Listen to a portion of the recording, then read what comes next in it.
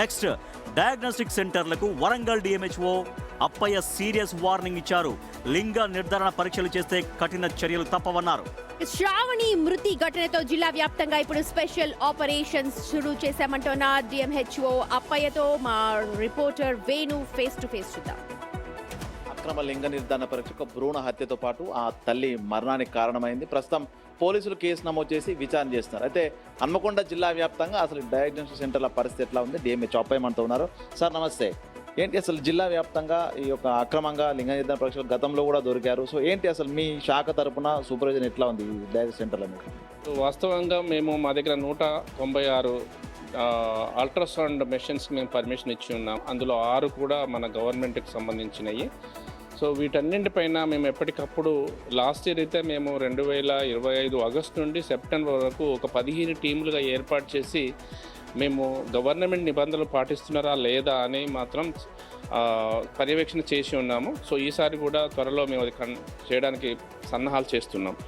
So దురదృష్టవశాత్తు నిన్న అంటే మనకు గర్భస్రావం చేయడం వల్ల ఒక తల్లి మరణం అని చూడడం జరిగింది. దానికి మేము కలెక్టర్ గారికి మా స్టేట్కి కూడా మేము రీజాయిండర్ పంపించినాము. సో ఎవడైతే దాంట్లో కల్ప్రిట్ ఉన్నాడో ప్రవీణ్ అనే అతను, సో ఇంతకుముందు కూడా 2023లో కూడా ఒక దొరకడం జరిగింది. నిన్న నేను కూడా స్వయంగా పాత ఇంటికి అంటే 35-3-1272/1 వెంకటేశ్వర కాలనీ కూడా నేను వెళ్ళడం జరిగింది.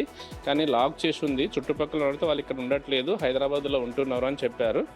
సో పోలీసు కూడా మేము ట్రై చేశాము, కానీ ఆయన అందుబాటులో రాలేదు. సో ఈ విధంగానైతే మేము తప్పకుండా నిఘా అయితే పెడుతున్నాం. మేము ఇట్లాంటి ఘటనలు జరగకుండా మళ్ళీ ఈ పోర్టబుల్ మిషన్లు అసలు నిజంగా పోర్టబుల్ మిషన్లకు పర్మిషన్ ఉందా?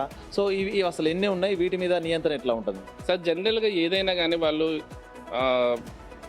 అల్ట్రాసౌండ్ కానీ ఎంఆర్ఐ కానీ సిటీ స్కాన్ కానీ వాళ్ళు అప్లై చేసినప్పుడు మేము ఎన్ఓసి ఇచ్చిన తర్వాతనే సంబంధిత కంపెనీ వాళ్ళు సప్లై చేస్తారు హాస్పిటల్కి.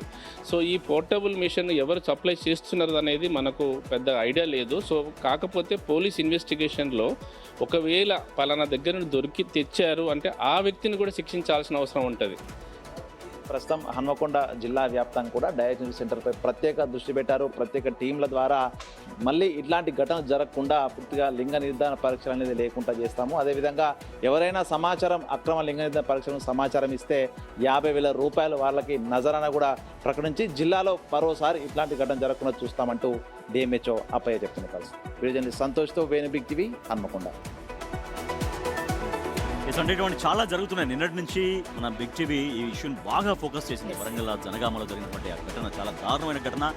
భ్రూణ హత్యలకి పాల్పడే వాళ్ళపైన కఠినమైనటువంటి చర్యలు తీసుకోవాలి. కానీ ఒక ఘటన జరిగిన తరువాత కాదు, ఇలాంటివి జరగకుండా ఉండాలంటే ఏం చేయాలి, దాని మీద ఎక్కువగా ఫోకస్